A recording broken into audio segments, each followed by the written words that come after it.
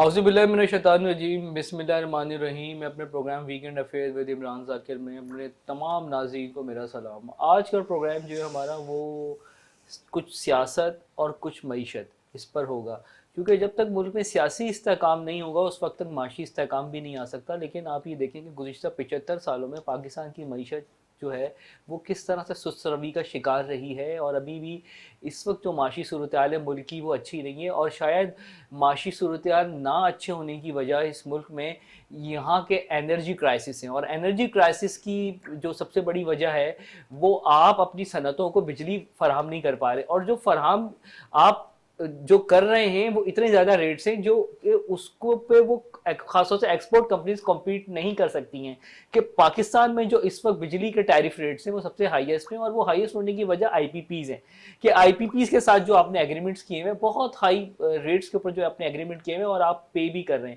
تو اس کا خمیازہ جو ہے ہماری بزنس کمیونٹی بھی بھگت رہی ہے اور کنزیومرز بھی آفٹر آل جو ہیں وہ بھگت رہے ہیں۔ خیر بہرحال یہی نہیں، اگر آپ اکانومی کی اس وقت صورتحال اگر آپ دیکھیں تو اس وقت جو ہماری موجودہ گورنمنٹ نے جو ٹیکسیشن کی پالیسی بنائی اور جو ٹیکسز لگائے ہیں وہ بزنس کمیونٹی پہ یا تاجروں پہ یا سیلریڈ کلاس کے اوپر، آج تک یہ ظلم اس سے پہلے کسی حکومت نے نہیں کیا جو موجودہ حکومت نے ظلم کیا ہے۔ خاص طور سے سیلریڈ کلاس کی جو گردن ہے وہ بہت پتلی ہوتی ہے اور وہ بڑی آسانی سے اس کو گرفت میں لے لیتے ہیں، اور سیلریڈ کلاس پہ بھی انہوں نے ٹیکس لگا دیا گیا، حالانکہ وہ لوگ احتجاج کر رہے ہیں، لیکن شاید اللہ کرے ان کا احتجاج رنگ لے آئے، جیسے کہ پیٹرولیم والوں کو تو احتجاج رنگ لے آئے کہ گورنمنٹ نے لیویز وغیرہ جو ٹیکسز لگائے تھے وہ ان پر سے ختم کر دیے۔ حالانکہ اگر دیکھا جائے تو آپ کو میں بتاؤں کہ تقریباً پاکستان میں روزانہ 1.5 ارب روپے کی پیٹرولیم اینڈ پیٹرولیم پروڈکٹس کی اسمگلنگ ہوتی ہے by means of our border of Pak Iran Pak Afghan border سے جو ہے یہ جو ڈیزل اور پیٹرول جو ہے اسمگل ہوتا ہے، اور پاکستان کی اکانومی کو ایک عرصے سے نقصان پہنچ رہا ہے، جس کی وجہ سے جو ہے ابھی آپ کی ٹرانزٹ ٹریڈ پہ بھی پابندیاں لگائی گئیں اور بارڈرز بھی کبھی کبھار جو ہے وہ بند کر دی جاتی ہے کہ تاکہ اس انلیگل ٹریڈ کو روکا جائے، لیکن یہ انلیگل ٹریڈ جو رکنے کا نام نہیں لے رہی ہے، اور مزید انلیگل ٹریڈ کی وجہ سے جو ایک بہت بڑا خطرہ جو اس ملک کو درپیش ہے وہ دہشت گردی کا ہے، اور دہشت گردی سے زیادہ ہماری افواج پاکستان کو بہت بڑا خطرہ ہے کہ افواج پاکستان کے اوپر جو یہ اسمگلرز کے گروپس ہیں جو بارڈرز کے اوپر موجود ہیں، یہی اسمگلرز کے گروپ بعض دفعہ دہشت گردی اور پاکستان کی جو فوج ہے آرمی ہے جو بارڈر پر ڈیپیوٹ ہے اس کے خلاف جو ہے نا یہ ان ٹی ٹی پی کے گروپس کو یہ فائنینس کرتے ہیں، اور وہ گروپس جو ہیں وہ ملٹری پر اور ہماری دوسری لا انفورسمنٹ ایجنسیز کے اوپر وہ حملے بھی کرتے ہیں، کیونکہ ان یہاں پر لوگوں کے مفادات ہیں۔ اور اگر آپ دیکھیں کہ اس وقت پورے پاکستان کے اوپر اگر دیکھا جائے تو افغانستان کے جو لوگ ہیں وہ ہمارے بزنس پر کسی حد تک غالب ہے۔ اگر آپ کراچی میں کپڑے کا کاروبار دیکھیں تو یہی افغانز اس کے اوپر کپڑے کے کاروبار کے اوپر بھی غالب ہے۔ آپ پنجاب میں دیکھیں تو پنجاب کے اندر جو بہت سی زرعی زمینیں ہیں اور اس کے علاوہ جو فوڈر جو کراپس ہیں وہ بھی افغانز جو ہیں وہ اس کو وہ کنٹرول کر رہے ہیں۔ پاکستان کی جو بیوروکریسی ہے، پاکستان کی جو لا انفورسمنٹ ایجنسیز ہے، پاکستان کسٹمز ہیں، ان پر بھی ہم افغانز کا بڑا انفلوئنس ہے، اور افغانز جو ہیں وہ ان سے ہر طرح کے کام کرواتے ہیں، کہ یہی آپ دیکھ لیں گے جو انلیگل ٹریڈ جو پاک افغان بارڈر پر ایک عرصے سے جاری ہے وہ ابھی تک جو ہے وہ ٹریڈ جاری ہے، اور وہ ٹریڈ جو ہے وہ کم تو ہو گئی ہے لیکن ختم ہونے کا وہ نام نہیں لے رہی ہے۔ حال ہی میں جو ہے ابھی 3-4 روز پہلے کی بات ہے کہ وزیر اعظم ہمارے شہباز شریف صاحب کی جو ملاقات ہے وہ U N H C R کے چیف سے ہوئی، اور U N H C R کے جو چیف تھے انہوں نے زور دیا کہ جناب افغانز کو جو ہے آپ 1 سال کے لیے ایکسٹینڈ اور کر دیں، اور اب افغان جو ہیں وہ 1 سال کے لیے پاکستان کے اوپر اور ان کی ایکسٹینڈ ہو گئے ہیں، اور 1 سال وہ اور آرام سے رہیں گے، اور 80 لاکھ سے زیادہ اس وقت پاکستان میں افغان موجود ہیں جو کہ ہماری معیشت کو بری طرح سے متاثر کر رہے ہیں۔ اور یہ جو سال ہے 2024 کا جو یہ سال جو چل رہا ہے، یہ جو موجودہ سال ہے، یہ اس پر بہت زیادہ اکانومک کرائسس ہیں اس سال میں، اور یہ اکانومک کرائسس جو ہیں وہ انلیگل افغان ٹریڈ اور ان نیسیسری افغان انفلوئنس کی وجہ سے بھی ہیں، اور افغان وزارت خارجہ کی طرف سے پاکستان کے اوپر بہت کئی مرتبہ پریشر بھی آئے ہیں کہ بھئی یہ افغانز کے ساتھ جو ہے وہ سلوک بہتر کیا جائے، ٹریڈ جو ہے وہ ان کو اجازت دی جائے، افغان جو چاہے پاکستان میں کرتے رہیں، اور بلکہ افغان جو چاہ رہے پاکستان کے اندر کر رہے ہیں، اور لیکن ہماری صنعت و تجارت کو، خاص طور سے تجارت کے شعبے کو کسی حد تک افغان سے پاکستان کو بہت زیادہ نقصان پہنچ رہا ہے. تو آج کی جو ہمارا پروگرام ہے وہ کسی حد تک اکانومی پر ڈیپینڈ ہے، موجودہ صورتحال کے اوپر ڈیپینڈ کر رہا ہے کہ پاکستان کی اس وقت معاشی صورتحال کیا ہے اور آگے کی معاشی صورتحال کیا ہوگی، اور اس اکانومی جو کرائسس کا شکار ہوئی ہے وہ کیوں ہوئی ہے، کس وجہ سے ہوئی. پاکستان میں جو ٹیکسیشنز ہیں وہ اس کے کیا منفی اثرات آگے مرتب ہوں گے معیشت کے اوپر، ایکسپورٹ کے اوپر خاص طور سے. تو ان تمام موضوعات پر بات کرنے کے لیے آج ہمارے اسٹوڈیو میں موجود ہیں انجینئر احمد جبار صاحب، جو ماشاءاللہ سے آج کل چیئرمین ہیں کراچی کے ٹی ایم ڈی سی کے چیئرمین ہیں، اسٹیل مل کے بھی چیئرمین رہ چکے ہیں، ایف پی سی سی آئی کے کئی مرتبہ نائب صدر منتخب ہو چکے ہیں. اس کے علاوہ سائٹ کے بھی جو ہیں یہ چیئرمین رہ چکے ہیں، اور انڈسٹریلائزیشن، صنعت و تجارت، ٹیکسیشنز، ان کے اوپر ان کا نہایت عبور ہے، اور میں نہایت ملتمس ہوں ان کا کہ یہ اپنا قیمتی وقت نکال کے انجینئر احمد جبار صاحب ہمارے اسٹوڈیو میں تشریف لے کر آئے ہیں. اور آج یہ ہمارے واحد گیسٹ ہیں کیونکہ ماشاءاللہ سے ان کے پاس اتنی نالج ہے کہ جو شاید ہم صاحب کو اس کو گریسپ نہ کر سکیں اور آپ لوگ تک نہ پہنچا سکیں. تو اس لیے آج ہمارے اسٹوڈیو میں ایک ہی گیسٹ موجود ہے تاکہ یہی ان کی تجربات سے ہم لوگ اپنی ناظرین کو مستفید کریں. تو انجینئر احمد جبار صاحب کا بہت بہت شکریہ کہ آج ہمارے اسٹوڈیو میں تشریف لے کر آپ آئے ہیں.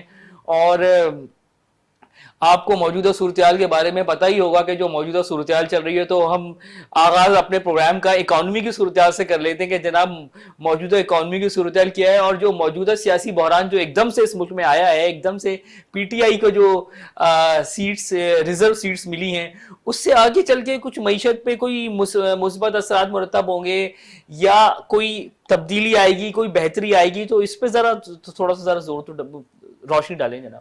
دیکھیں، بات دراصل یہ ہے کہ گلوبلی یونیورسلی جو سسٹمز ہیں، اس سسٹم میں پہلے جو ہے وہ ایک اجارہ داری دو سسٹمز کی تھی، کیپٹلزم اور کمیونزم، یا جس کو آپ سوشلزم کہیں. بتدریج جو ہے جب کیپٹلزم جو ہے اس کا دائرہ ریاستوں کے اندر کسی ریاست کو چلانے کے بارے میں وسیع ہوتا گیا، تو ہم بھی اس کا ایک حصہ ہیں. اب ہم آگے آتے ہیں کہ اس سارے یعنی سسٹم میں جو ایک چیز ہے جس کی بارے میں بہت ہی شد و مت سے کہا جاتا ہے کہ ایک اچھا پولیٹیکل نظام جو تمام ووٹرز کا ایک ریپریزنٹیٹو نظام ہو، اور اس نظام کے اندر چاہے کتنی بھی پارٹیز ہوں وہ ان چیزوں کے اوپر ضرور کنسنسس کریں جو سب کے عوام کے ایک پراسپریٹی لیول، جس کو خاص کر کے ڈیولپنگ اکانومیز اور لیسٹ ڈیولپنگ کنٹریز میں اس حوالے سے دیکھا جاتا ہے کہ اس ریاست کے اندر جو ہے جو پولیٹیشنز ہیں، ایک سیاسی استحکام جو ہے وہ جس چیز کی طرف جانے کی کاوشیں کرتا ہے through system, economic management, monetary policy, industrial policy, وہ ہوتی ہے کہ جو لوگ غریب ہیں، جس کو ہم کہتے ہیں کہ پاورٹی لائن یا بلو پاورٹی لائن، اس کی تعداد کو کم کیا جائے. کم کیا جائے تو اور بڑھتا چلا جا رہا ہے سر جو پاورٹی لوگ لائن. لوور ایک پاورٹی لائنوں پہ ہیں، جس کو ہم کہتے ہیں لوور مڈل کلاس، کچھ لوگوں کو وہ ختم ہی ہو جائے گا مڈل کلاس تو سر. اس کو ہم لا کر کوئی ایک اپر مڈل کلاس میں لے جانے کی کوششیں کریں. بطور کل یعنی سیاسی استحکام جو ہے وہ ان چیزوں کو پریکٹیکل بنانے میں کافی معاونت کرتا ہے. تو اس میں تو کوئی دو رائے نہیں ہے، بلکہ میرا خیال ہے کہ ہر پولیٹیشین جو اس وقت حکومت میں ہے، اگر آپ بھی ٹی وی سنتے ہیں میرے طرح جیسے میں سنتا ہوں، تو سب اس بات کے اوپر کہیں پہ بھی میں دیکھ رہا ہوں کہ کوئی یعنی دو رائے نہیں ہے کہ ایک سیاسی استحکام جو ہے وہ معیشت کے استحکام کی جو ہے ذمہ داری لیتا ہے. تو آپ کے پاس سیاسی استحکام کو تھوڑا سا اور ہم سلیس زبان میں اس طریقے سے طے کریں جیسے پاکستان کے یہ حالات ہیں. اگر پاکستان کے حالات میں اگر یہ سیٹیں بڑھتی ہیں ایک پولیٹیکل پارٹی کی، تو میرے اپنے خیال میں کہ اس سے کیا ہوگا کہ ایک کمپلشن ضرورت بنے گی اس چیز پہ کہ کنسلٹیشنز کو بہتر کیا جائے. ضرورت اس چیز کی بنے گی کہ حکومت کے جو بھی سوچ ہے پالیسیز کے بارے میں، جو صرف ایک جگہ مرکزیت پیدا کرتی ہیں کہ کسی طرح ملک خوشحال ہو، یہ ملک جو ہے یہ قرضوں میں جو جکڑا ہوا ہے وہاں سے نکلے، یہ ملک جو ہے اس کے اپنے وسائل جو ہیں اس کے اخراجات کے لیے کافی دستیاب ہوں کہ یہ ملک جو ہے وہ ایک جس کو ہم کہتے ہیں کہ ایک ریئل انڈیپینڈنس، آزادی کی جو ہے وہ خواہش بھی رکھ سکے. کیونکہ جب آپ اکنامیکلی معاشی طور پہ جب آزاد ہوتے ہیں، جس کو ہم کہتے ہیں سیلف ریلائنٹ، خود انحصاری، تو آپ پولیٹیکل پریشرز اور پولیٹیکل کمپلشن، جس کو ہم conditions of I M if he کہہ سکتے ہیں، ایک ایگزامپل ہے، اس میں ہم ایک بہتر نیگوشیٹر ہو سکتے ہیں کہ نہیں جی ہم نے یہ نیگوشیٹر چیز. کیسے ہو کہ اب تو مجھے لگتا ہے کہ شاید آئی ایم ایف بھی بیک کر جائے گی، اور وہ جو اس وقت ملک میں سیاسی غیر یقینی صورتحال ہے، تو مجھے لگتا ہے کہ آئی ایم ایف کہے گی نہیں جی ہم نہیں چلتے آپ کے ساتھ. دیکھیں ایسا ہے کہ آج کے کل جو این اے اسٹینڈنگ کمیٹی فائنینس میں جو چیئرمین ایف بی آر نے جو اسٹیٹمنٹ دیا، میں اس کی باتیں کرتا ہوں. اکثر میں کوشش کرتا ہوں کہ لوگوں کی باتوں کے اوپر انحصار کرتے ہوئے ہم سمجھنے کی کوشش کریں. چیئرمین ایف بی آر یہ کہتے ہیں کہ جی ہم نے ود ہولڈنگ ٹیکسز جو ہے وہ اس لیے لگائیں، جیسے آپ نے اپنے پری ایمبل میں شروع میں کہا کہ یہ ٹیکسیشن جو ہے وہ کافی حد تک ناقابل قبول حد تک اب چلا گیا ہے اسٹرائکس کے اوپر، اب چلا گیا ہے روڈز کے اوپر، اب چلا گیا ہے اخباروں میں اپیلز کے اوپر. یہ دوسری بات ہے، اخباریں جو ہے ان کے لیے ذریعہ معاش بڑھ گیا ہے. ہاں جی، اب چلا گیا ہے ای میڈیا کے اوپر، ان کا بھی ذریعہ معاش جو ہے اس میں بہتری آ رہی ہے. تو یہ سب چیزیں جب وہاں چلی جاتی ہیں تو میرے اپنے خیال میں کہ یہ اندیہ دیتی ہیں کہ یہ پاپولر نہیں ہے، یہ جو بجٹری میجرز ہیں، اقدامات، یہ پاپولر نہیں ہیں. تو ہم چیئرمین ایف بی آر کی بات کر لیتے ہیں. انہوں نے کہا کہ جی ہم نے بڑا سمجھایا، اخباری رپورٹنگ ہے آئی ایم ایف کو کہ میرا خیال ہے کہ اس ودہولڈنگ ٹیکسز کو اس طریقے سے بڑھانا، اور خاص کر کے اس حوالے سے کہ انڈر پیمنٹ آف ٹیکسز کے بجائے ہم نیٹ کو بڑھائیں، وہاں پہ زیادہ کاوشیں ہوں، نہ کہ اس پرومس کی خلاف ورزی کی جائے کہ ہم اس لوگوں کی طرف اب نہیں جائیں گے جو آلریڈی ٹیکس دے رہے ہیں. اب اگر ہم اس سے وہاں پہ ایک گفتگو کو چھیڑ دیں کہ یہ ٹیکسز پورا نہیں دے رہے ہیں، تو اس کا مطلب ہے کہ ہماری جو پورے ایفرٹس ہیں انفورسمنٹ کے، جو پرائم منسٹر کی بھی آج تقریر میں سن رہا تھا کہ انفورسمنٹ ہونی چاہیے. اب انفورسمنٹ کے اگر ایفرٹ آپ جو آئیڈینٹیفائڈ لوگ انفورسمنٹ ہیں، اس وقت تک ناممکن، تو فیسیلیٹیشن جب تک نہ ہو، اور فیسیلیٹیشن ضروری ہے. دیکھیں انفورسمنٹ کے لفظ سے سب سے زیادہ جو ہے میرا خیال ہے پریشر آتا آپ ہے. لوگوں کو پریشر دے کے کیا لوگوں سے پیسے، تو کیا کاروبار کے آپ تو اپنا وہ جو کانفیڈینس ہوگا، یو لوز دا کانفیڈینس. مطلب اس پریشر کی وجہ کیا بنے گی کہ جو لوگ آلریڈی نیٹ میں ہیں، آئیڈینٹیفائڈ ہے، ان کے طرف پریشر آئے گا. تو اس پریشر کی وجہ سے جو ہے وہ ایک پرامس پوزیشن جو ہم سنتے ہوئے آ رہے ہیں کہ اب صرف پریشر پڑے گا کس کے اوپر، جو ٹیکس نہیں دے رہا ہے. مگر پریشر تو میرا خیال ہے کہ اس میں حصے داری اب ان کے لیے بھی آ گئی ہے جو آلریڈی ٹیکس نیٹ میں ہیں. ایگریکلچر کی طرف بھی سنیں کچھ جانے والے ہیں. اب میں آپ کو اس سلسلے میں بتاتا ہوں کہ اس وقت جو آئی ایم ایف ہے، یعنی آئی ایم ایف کے اے ایف پی کے ایک سیکٹر ہیں بلومبرگ، مختلف جگہوں پہ جو ہم چیزیں پڑھ رہے ہیں، اس سے آئی ایم ایف جو ہے وہ خود چیئرمین صاحب نے بھی یہ بات کہی ایف بی آر میں کہ وہ چاہتی ہے کہ ہاں جی ہم ایکسپورٹ انکم پہ بھی ٹیکس لگائیں. ابھی آپ نے دیکھا فائنل ٹیکس رجیم کتنا چل رہا ہے. ایکسپورٹرز کیا کہہ رہے ہیں، خصوصاً ٹیکسٹائل والے، کہ ہمیں فائنل جو 1% آپ لیتے تھے بس اسی کے بعد ہم سے کچھ بھی نہ پوچھیں.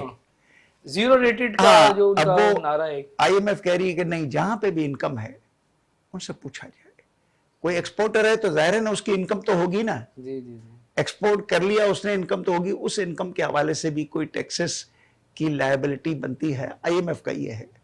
آئی ایم ایف یہ بھی کہہ رہی ہے کہ ہاں جی ٹھیک ہے، ایگریکلچر جو ہے اس پہ بھی ایک انکم جنریٹ ہو رہی ہے، اس انکم کے اوپر بھی ٹیکسز ہونے چاہیے ہیں. تو آئی ایم ایف جو ہے وہ بطور کل اس ٹیکسیشن سسٹم کو کچھ اس طریقے سے دیکھ رہی ہے جس میں پارشلی ایک حصے تک میں بھی ساتھ جاؤں گا کہ بھئی پاکستان میں جو ہے وہ ٹیکسیشن کا پوٹینشل کلیکشن کا ابھی بھی ہے، اس کو بڑھانے کی ضرورت ہے. ٹیکسیشن کلیکشن کو جی کلیکشن کی فگرز جو ہے ابھی بھی اس میں گنجائش ہے. اب وہ گنجائش کیسے بنے؟ تھوڑی دیر کے ہم اگر ایک پرپورشنیٹ ٹیکسیشن کو دیکھیں، فیئر ٹیکسیشن، فیئر ٹیکسیشن میں اگر ہم میں دیکھیں، ابھی اس وقت بریک کی طرف جاتا ہوں، بریک کے بعد پھر دوبارہ انجینئر جبار صاحب سے ہم ذرا ٹیکسیشن کے بارے میں تعلق کچھ بات کریں گے. آپ کے بعد پھر حاضر ہوتا ہوں تھوڑی دیر کے بعد.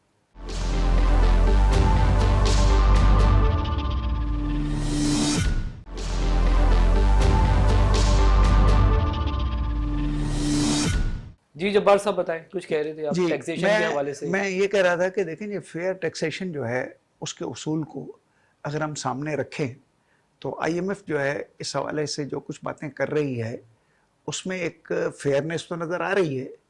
ٹوٹلی کنڈیشنز کے بارے میں تھوڑا الگ سے بات کروں گا کہ وہ کنڈیشنز جو ہیں اس سے ہمارے اس پورے سلسلے میں جو ایک پولیٹیکل مجھے لگتا ہے کہ ڈی اسٹیبلائزیشن کے عمل اور عوامی رد عمل جو ہے اس میں نیگیٹو ریئیکشنز بھی نظر آ رہے ہیں جو بڑے خطرناک ہیں. مگر ہم بات کریں فیئر ٹیکسیشن کی، دیکھیں پاکستان میں جو ہے وہ مینوفیکچرنگ پاکستان میں 12.8 13 اب جی ڈی پی ہے، قومی مجموعی پیداوار کا یہ حصہ ہے، مگر وہ آپ کو 57% of the total collection taxes دے رہی ہیں.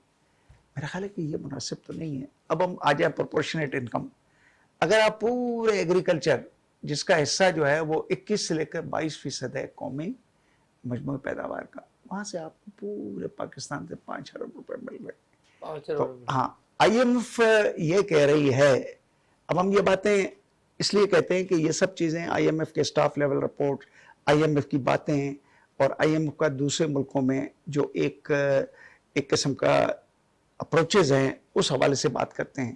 یہ بات بھی ہم نے بھی پڑھی، آپ نے بھی پڑھی، سب نے پڑھی کہ ہم کہتی ہے کہ 1% آف جی ڈی پی جو ہے نا وہ آپ کو ایگریکلچر سے ٹیکس لینا چاہیے کم سے کم ٹو اسٹارٹ وتھ. وہ ہے 1,200 ارب روپے. 1,200 ارب روپے؟ اچھا 5 ارب نہیں، 1,200 ارب. اب تھوڑی دیر کے لیے ہم اگر یہ باتیں کریں کہ پروپورشنیٹ اور فیئر ٹیکسیشن، اب آئی ایم ایف اگر ریٹیلرز کی طرف آتی ہے وہ ایک بہت بڑا الگ چیپٹر ہے کہ وہاں پہ بھی آئی ایم ایف کہتی ہے کہ بھائی ان سے بھی آپ کو ٹیکس لینا چاہیے proportionate to their G D P share.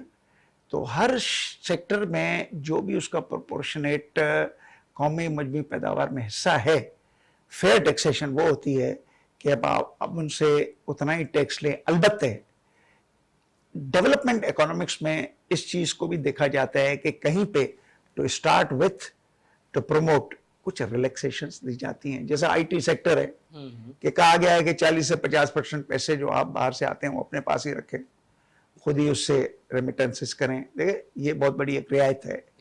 کچھ اور ٹیکسیشن کے حوالے سے مختلف رعایتیں وہاں دی جاتی ہیں جہاں پہ کسی کو گروتھ کے چانسز ہوں اور اس کو ٹیک آف کرایا جائے. اب ہم واپس آتے ہیں کہ آخر اس ملک میں جو ہے وہ اس وقت جو کچھ ہو رہا ہے اس میں سب سے ایک اچھی تبدیلی کی ابتدا جو ہے میرا خیال ہے سپریم کورٹ کی حالیہ ڈیسیشن ہے. ٹھیک ہے آپ نے سنا ہوگا حکومتی اراکین جو ہے شاید چاہتے ہیں کہ وہ اس کے خلاف اپیل کو ریویو کے بارے میں باتیں ہو رہی ہیں، مختلف آراز ہیں.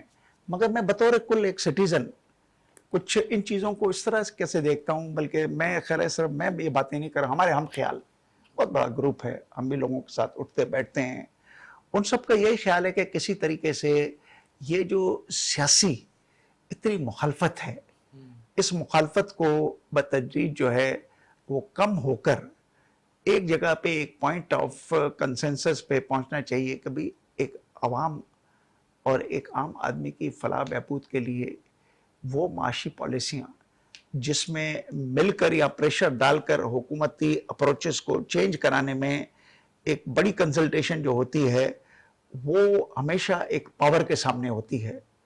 اب 80 سیٹیں تھیں، ان کا ایک پاور تھا 20 سسپینڈ کر دیے، 10 سسپینڈ کر دیے، باہر نکل جاؤ. یہ عام باتیں ہیں، پنجاب اسمبلی نے بھی سسپینڈ کیے، باہر نکل جاؤ. تو اب جب ایک نیومیرکس جو ہیں وہ آپ کے بڑھ رہے ہیں تو اس نیومیرکس بڑھنے سے ایک اخلاقی پاور طور بیلنس ہو پہ جائے گی، ایک پریشر جنریٹ ہوتا ہے کہ بات مسئلہ یہ ہے کہ کیا تو بہت سی چیزیں ڈکٹیشنز کی صورت میں ہوتی ہیں کہ اگر ہم گورنر اسٹیٹ بینک سے بھی کوئی سوال پوچھتے ہیں کہ you have the highest interest rate in the region, تو وہ کہتے ہیں کہ جی تو آئی ایم ایف کی طرف سے ڈکٹیشن ہے. تو اب جو بہت ساری چیزیں ڈکٹیشنز کے ذریعے آتی ہیں تو اس میں تو اسمبلی بھی اور یہ نیومیریکل ویلیوز بھی کیسے چیزیں تبدیل کروا سکتی ہیں. دیکھیں سوسائٹی جو ہے، اب میں آپ کو اس گورنر اسٹیٹ بینک کے بارے میں بتاؤں گا، سوسائٹی جو ہے وہ میرے خیال میں کہ اس کو خود پرو ایکٹیو ہونا چاہیے. سوسائٹی جہاں پہ بھی جو ہے وہ پاکستان میں جیسے بھی حالات ہیں، سوسائٹی کی جو ایک فنڈامنٹل रिक्वायरमेंट्स हैं, असेंशियल रिक्वायरमेंट्स, वो हमेशा हम एक कोर बास्केट्स में देखते हैं, जिसको हम महंगाई का एक हिस्सा बनाते हैं। उस कोर बास्केट की रिक्वायरमेंट में सोसाइटी जो है बड़ा अंडर प्रेशर है। मुझे ये बताएं कि आप थोड़ी देर के लिए कहते हैं कि 37,000 की आप एनफोर्समेंट करते हैं, 37,000 पे कि आपने मिनिमम वेजेस जो की हैं, जहाँ पर एक 100 से लेकर 200 यूनिट वाले आखिर इस हद तक मेरा ख्याल है कि हुकूमत मजबूर हो गई कि हम 50 अरब रुपए हुकूमत ने अपने पीएचडीपी से काट कर और कहा कि 3 महीने के लिए हम इनको रियायती देंगे, 7 रुपए यहाँ घटा देंगे 12। मगर जो इस वक्त पावर के रेट्स आपके सामने आ रहे हैं, न लोअर मिडिल क्लास बढ़ सकता है, न जस्ट एक एवरेज मिडिल क्लास ये पैसे भर सकता है। अब उसके बाद सोसाइटी के लिए दूसरी हम बातें करें कि उसको क्या चाहिए है। सोसाइटी को एक ट्रांसपोर्ट चाहिए। आप कराची में रहते हैं, मैं भी कराची में हूँ, लोग छतों के ऊपर बैठकर भी जाते हैं। यानी सुबह जो, बल्कि मैं एक तारीफ ये करूंगा सिंध गवर्नमेंट की कि जो इन्होंने जो पब्लिक ट्रांसपोर्ट में जो एक रेवोल्यूशन लाए हैं और उन्होंने जो रेड ग्रीन बसें को जो इन्होंने इजाफा किया है, और ये पीपल्स पार्टी की मकबूलियत जो है वो बहुत डाउनवर्ड ट्रेंड्स पर थी। तो शर्जील मेमन साहब का ही कारनामा कि उन्होंने हुकूमत सिंध को बिलावल साहब को ये आइडिया दिया कि जनाब इस पर काम करें, इससे आपकी मकबूलियत जो है वो बेहतर होगी, मकबूलियत में इजाफा होगा।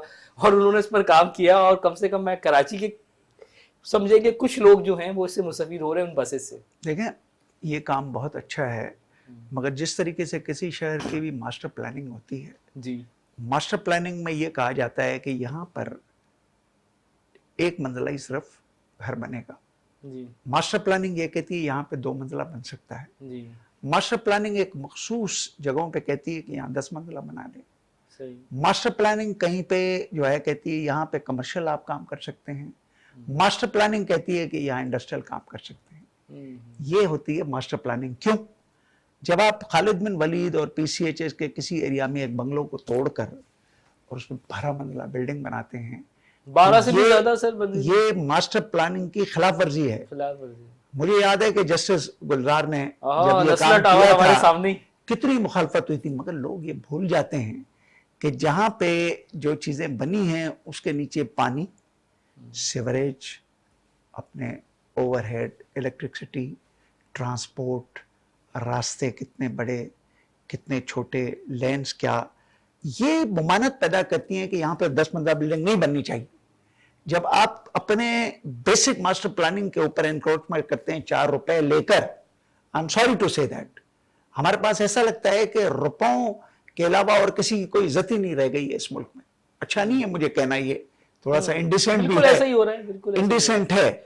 मैं आपको बताऊं, एक मैं केडीए के मास्टर प्लानर को जानता हूं, उनको बड़े ईमानदार आदमी है, वो जेल में, वो शख्स निहायत ईमानदार था। और ये आज से काफ़ी पुरानी बात होगी, 6, 7 साल 8 साल पुरानी बात मैं बता रहा हूँ कि उस शख्स को फिर उन्होंने कोई मुख्तलिफ मुकदमात में फंसा के उस शख्स को अंदर किया हुआ है। फिर कुछ लोग उनके दोस्त भी गए, उनको रिलीज़ करवा के भाई तुम्हारी ज़मानत करा दो। उन्होंने कहा नहीं यार मैं इधर ही अच्छा हूँ, मुझे अंदर ही रहने दो, वो शख्स अंदर ही है। तो जो मास्टर प्लानर जो हैं इस मुल्क के, जो ईमानदार होते हैं, उनका जेल की हवा भी लगवाई जाती है। सर देखिए, जो आपकी बात चल रही थी ट्रांसपोर्ट की, हमने कहा ये बहुत अच्छी चीज़ है, मगर इसको एक integrated system of master planning के तहत इसको देखने की जरूरत है। थोड़ी देर के लिए मैं आपको एक छोटा सा वाकया दूं।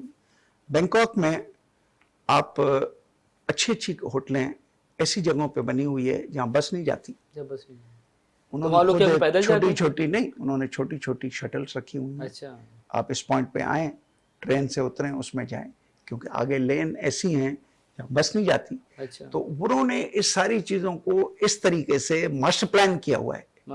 अब यहाँ पे ये बड़ी अच्छी चीज़ है, बसें वगैरह, मेरे अपने ख्याल में कि इब्तदा अच्छी है, मगर इसको एक प्रोविंशियल मास्टर प्लानिंग का एक हिस्सा बनना चाहिए कि इसका फ़रोग कैसे करना है। अभी भी आप देखें कई जगहों पे जहाँ ओवरहेड जा रहे हैं बड़ा प्रॉब्लम्स हैं, जैसे एजिटेशंस भी है, मुखालफतें भी हैं, कहाँ पे जानी चाहिए कहाँ नहीं जानी चाहिए, ये होती है master planning.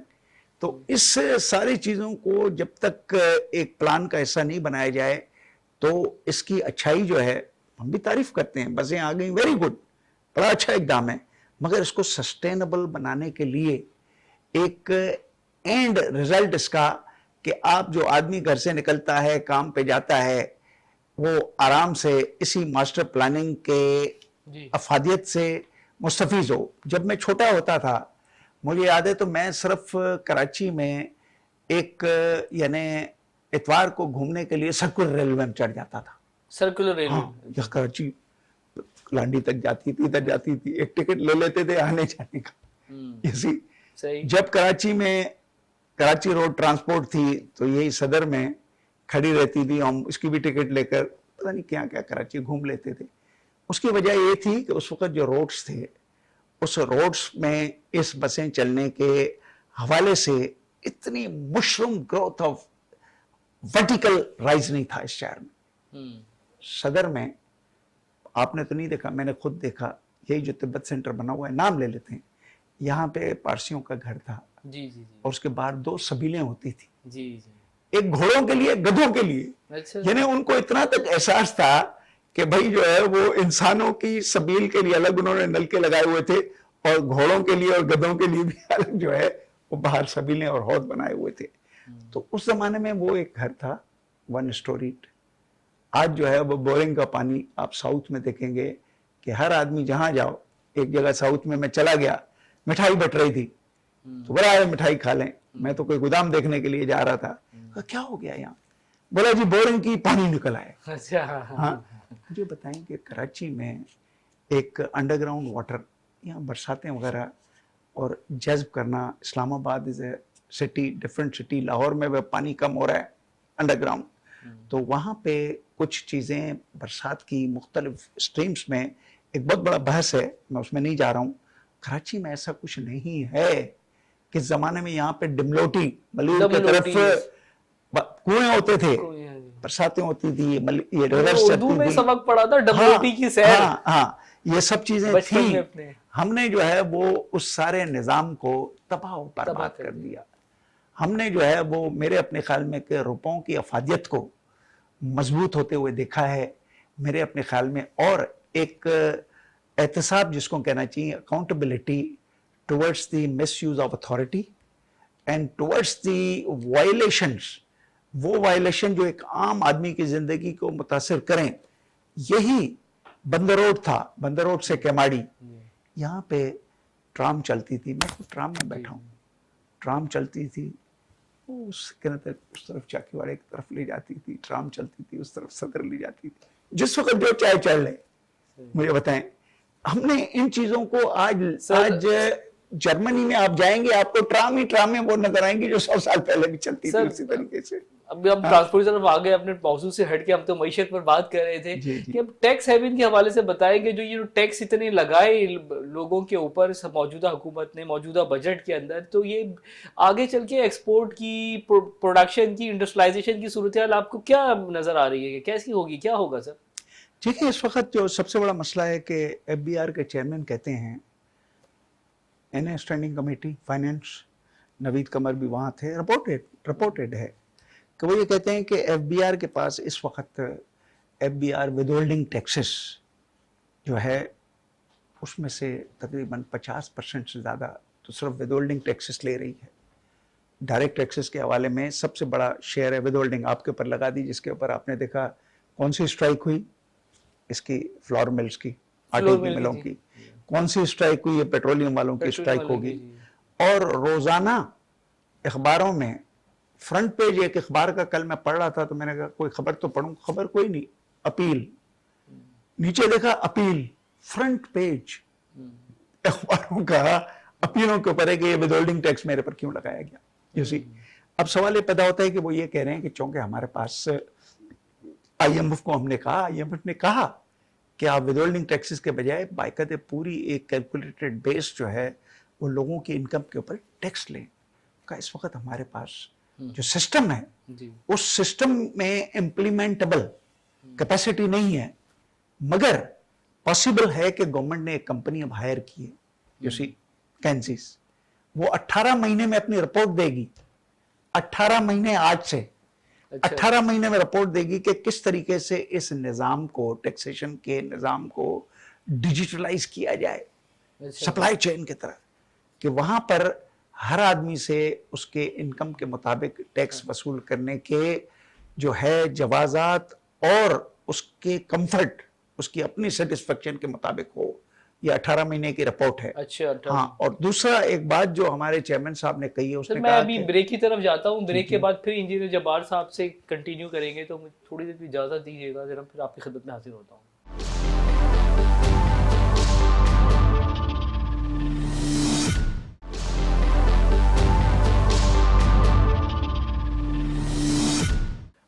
G welcome to the شو, اور میں دوبارہ کنٹینیو کروں گا انجینئر جبار صاحب کی اسی بات کو جو آپ ٹیکسیشن کس حوالے سے بات کر رہے تھے. آپ آئی تھنک کہ ٹیکسیشن کے حوالے سے بات کر رہے تھے. جی. دیکھیں, پرابلم یہ ہے کہ اس وقت جو بھی ٹیکسز لگائے گئے ہیں اس ٹیکسز کے لگانے کے اور اس کے ہندسے اور فگرز دینے میں آئی ایم ایف کا سب سے بڑا رول ہے. آئی ایم ایف نے جو بھی آپ کو فگر دی ہے, اگر ریئلسٹیکلی سر آپ کیا سمجھتے ہیں کہ آئی ایم ایف کی کیا ان ڈیپتھ اسٹڈی ہوتی ہے ان سیکٹرز کے اوپر, کہ اس کے بعد جو ٹیکسز کیا ان کو مشورہ دیتا ہے کہ یہ آپ لگائیں؟ بڑا سمپل ہے, میں آپ کو بتاؤں. فارمولا یہ ہوتا ہے, آج آپ نے 9,400 آپ نے روپے لے لی, پورے نہیں ہوئے, لے لیے. اب آپ کہتے ہیں کہ آپ کی اکانومی گرو کر رہی ہے 2.5% کے اوپر, آپ اس گروتھ کے حوالے سے پلس کر دیتے ہیں, تو آپ کا بنتا ہے نیکسٹ ایئر آپ کتنے پیسے آپ کو لینے چاہیے. تو پاکستان میں نیکسٹ ایئر آپ کو پیسے اس حساب سے جو آپ نے 2.5% کی ایک پروڈکشن کی ہے آپ کو لینے چاہیے 11,000, مگر آپ کہہ رہے ہیں نہیں میں جی تقریباً 13,000 لوں گا. یہ 2,000 ارب روپے یہ ہیں ایکسٹرا ٹیکسز. اچھا, ہاں, یہ ایکسٹرا ٹیکسز ہیں جو مختلف جگہوں پر ود ہولڈنگ ٹیکسز کے صورت میں مختلف جگہوں پر, جیسے فائنل ٹیکس ریجیم کو ایکسپورٹ سے ہٹا کر, جیسے جو ہے وہ ایگریکلچر ٹیکس کے حوالے سے بات ہو رہی ہے, پروونسز نے بھی ایگری کیا ہے, جیسے ٹیکس آن سروسز کے بارے میں پروونسز کو کہا گیا ہے کہ وہ سرپلس پیدا کریں اپنا. وہاں پہ سندھ گورنمنٹ خود بجٹ میں آپ دیکھیں نیکسٹ ایئر کے بجٹ میں ایس آر بی, کیونکہ ایس آر بی کے بنانے والوں میں ہوں, I was the member of task force and myself and کیسر Bengali, we together worked on اچھا this بھی project. کیسر بنگالی صاحب کی کمیٹی بنائی گئی کہ جو کہ یہ گورنمنٹ کو سجیسٹ کری کہ what are the unnecessary expenses, Exactly, بالکل. لیکن اس کوئی مجھے کارکردگی نظر نہیں آئی اس کی. میرا خیال ہے کہ جہاں پہ بھی بہت زیادہ کمیٹیاں بن جاتی ہیں تو کام نہیں کچھ ہوتا. کام کچھ نہیں ہوتا. کام کچھ نہیں ہوتا. جس جگہوں پہ آپ دیکھیں گے کوئی کام نہیں کرنا ہو کمیٹی بنا دیں. پرائم منسٹر آف پاکستان, آپ نے پرسوں, شاید پرسوں کی بات ہے, آپ نے دیکھا نہیں, بہت ناراض تھے, ایموشنل. صرف کہ 15 دن کے اندر میں نے کہا تھا آپ مجھے رپورٹ دیں کس چیز کی, کہ 5 ڈپارٹمنٹوں کو کس طریقے سے ریسٹرکچر کیا جائے, بند کیا جائے, مرج کیا جائے. کچھ بھی نہیں کیا آپ کریں. میں ناراض, بہت ہی انہوں نے ایک ناراضگی کا مظاہرہ کیا, مگر پھر ٹائم ایکسٹینڈ بھی ہو گیا. تو میرا ذاتی خیال یہ کہ میں ان کمیٹیوں کے بارے میں میں بھی ٹیکسیشن میں 20 سالوں سے کام کر رہا ہوں. میرے اپنے خیال میں کہ میں نے کوئی کمیٹیاں ایسی نہیں اس میں کام نہ کیا ہو, انڈسٹرلائزیشن سے لے کے WTO سے لے کے, اور گورنمنٹ کے سامنے پرائیویٹ سیکٹر کو ریپرزینٹ کیا. تو میرا اپنا خیال یہ ہے کہ جہاں پہ بھی آپ کمیٹیوں کو جو ہے ڈیٹ ایکسٹینشن کرتے رہیں گے اور کمیٹیاں بناتے رہیں گے, there will be no result. There will be no result. Pakistan میں اگر آپ کو کوئی رزلٹ چاہیے ہے تو اس وقت پاکستان میں میرے اپنے خیال میں کہ جو پروفیشنل لوگ ہیں, جس میں تھوڑی دیر کے ہم کہیں اکونامسٹوں کا بہت بڑا گروپ ہے, پاکستان ڈیولپمنٹ پائیڈ کا بہت بڑا, آپ دیکھیں کتنی چیزیں لکھی گئی ہیں. آپ ڈاکٹر حفیظ پاشا کے پرانے رپورٹوں پہ چلے جائیں, آپ ڈاکٹر شاہد قادار کے رپورٹوں پہ چلے جائیں, بکن ہاؤس والوں کے پاس چلے جائیں, ہمارے پاس تقریباً ہر سولوشن موجود ہے. آلریڈی 2-3 مرتبہ لکھ کر موڈیفائی کی گئی ہے. It is the time to act. اب ٹائم ٹو ایکٹ کا مطلب ہے کہ ہم نے ایکٹ کیا کرنا ہے وہ بھی میں آپ کو بتا دیتا ہوں. تھوڑی دیر کے لیے آئی ایم ایف جو چاہ رہی ہے, میں بالکل اس کا مخالف نہیں ہوں. آئی ایم ایف آپ کو کہہ رہی ہے کہ آپ اپنے انرجی سیکٹر میں ریفارمز لائیں. 3 چیزیں انڈیکیٹ کر رہی ہے اس سلسلے میں. ایک کہتی ہے آپ مزید جنریشن کو روکیں, حقیقت ہے 41,000 میگا واٹ آپ اس وقت بجلی لگا کر آپ 22,000 میگا واٹ بھی لوگوں کو نہیں دے سکتے. Load shedding. آپ جو ہے وہ ट्रांसमिशन एंड डिस्ट्रीब्यूटर लॉसेस को आप क्लेम करते हैं कि 15, 16, 17% है और लिमिट करते हैं इससे ज्यादा टैरिफ में नहीं देंगे। आप उसके अलावा कहते हैं 500-600 अरब रुपए हमें लॉसेस हैं, रिकवरी बातें कर रहे हैं ना। जी जी जी बिल्कुल बिल्कुल। आईएमएफ कह रही है भाई इसको खत्म करें आप। आईएमएफ कह रही है आप अपने सिस्टम में रिफॉर्म्स क्या होते हैं। मैं एक एक सेक्टर के बारे में आपको थोड़ा सा 2-2, 3-3 मिनट ब्रीफ करूंगा। रिफॉर्म्स क्या है? रिफॉर्म्स क्या है? देखिए आपकी जो जनरेशन है उसमें इस वक्त इनएफिशिएंट पावर जनरेशन है, जो महंगी है, जो आप जब ग्रिड में जाते हैं तो उसकी एवरेज कॉस्टिंग वही बन रही है जो कल से हम देख रहे हैं कि 65 रुपए तक भी टैरिफ जा रहा है और 100 रुपए जाने में भी कोई मेरे ख्याल देर नहीं होगी अगर डॉलर टू रुपी पैरिटी में मजीद डिस्टर्बेंस पैदा होगी, जो होगी। आईएमएफ कह रही है कि इस साल के आइंदा तक पाकिस्तान में 100 रुपए का भी हो सकता है डॉलर, 100 रुपए का भी हो सकता है, हो सकता है। स्कॉलर्स भी कह रहे हैं, इकोनॉमिस्ट कह रहे हैं, आईएमएफ भी कह रही है। अब आप देखें कि क्या रिफॉर्म्स हो सकते हैं पावर सेक्टर में। सबसे पहले आप जो भी लो एफिशिएंट पावर प्लांट्स हैं उनको आप बाहर निकालें, ग्रिड में उसको न जाने दें, जिनकी बिजली महंगी बनती है। आप कराची पुराने हो चुके हैं, आप कराची के एक जो इसको मोनोपोली हम कहते हैं, उसके पास से 3 प्लांट्स हैं जो एब्सोल्यूट जो महंगे तरीन प्लांट्स हैं। उनको तो हुकूमत पाकिस्तान को बाकी 3-4 साल उसको न एक्सटेंड करें, खरीद लें। देखिए मुझे ये बताएं कि आप के किसी जगह से 50 रुपए के आप यूनिट खरीद रहे हैं और आप लोगों को सब्सिडी में जो 200 वगैरह दे रहे हैं, तो वो पैसे जो हैं बजाय उसके कि आप इस प्लांटों के 2-3 साल की कीमतें देके जो रह गई है डेप्रिशिएटेड वैल्यू ज्यादा नहीं है, खरीद लें। अब हम वापस आते हैं कि और क्या होना चाहिए पावर जनरेशन में। आईपीपीस के ऊपर बात हो रही है, इस हद तक बात हो गई है कि मिनिस्टर साहब का बयान था, लगारी साहब का, कि हाँ जी हम देख रहे हैं कि आईपीपीस को वाइंड अप करें, डिमांड आ रही है। लेकिन मुआहदा तो कर लिया 2000। देखिए जो भी डिमांड है वो भी डिमांड खतरनाक है, क्योंकि आपको उस डिमांड के सामने इंटरनेशनल आर्बिट्रेशन में भी जाना पड़ेगा, आपके नुकसान हो सकते हैं रिकॉर्डिंग की तरह। तो आप इनके साथ नेगोशिएट करें और मेरे अपने ख्याल में कि अगर कहीं पे फिजिबिलिटी बनती है तो बाकी जो चंद साल रह गए वापस ले लें इनसे। अच्छा जी। क्योंकि आप जो है वो बिजली न भी लें तब भी आपको पैसे देने हैं जी बिल्कुल। आप लोड शेडिंग आपने तो वो एग्रीमेंट्स किए आईपीपीस के साथ कि आईपीपीस तो हर तरह से जो है वो मजे में जनाब, हर तरह से कि वो बिजली की आपको जरूरत नहीं है और अगर वो ज्यादा बिजली भी बना देंगे तो और आपको देंगे भी नहीं, फिर भी आप वो पैसे अदा करेंगे।